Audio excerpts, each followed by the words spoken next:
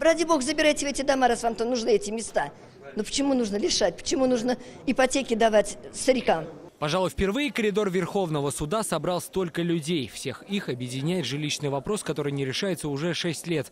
Дом Гузель Карповой признали аварийным в 2011-м. Женщине с ребенком-инвалидом в качестве компенсации предложили 380 тысяч рублей и переезд в Зеленодольский дом ветеранов. Мы отказались, потому что там очень маленький метраж.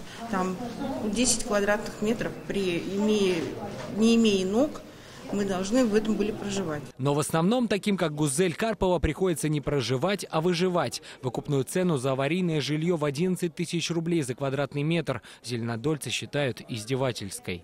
Конкретно у меня одна квартира 1 800 000, мне за нее дают 780 тысяч рублей, то есть как минимум в 2 раза. Они назначили цену, не видя мою квартиру, не видя моего дома, сделали свою экспертизу, мне оценили по 25 700 квадратный метр.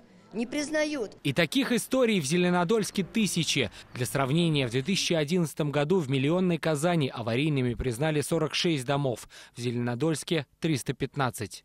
То, что дома не аварийные, признала и независимая экспертиза. С этим решением зеленодольцы пришли сегодня в Верховный суд, потому что в городском они не нашли защиты. И вот новый поворот в деле.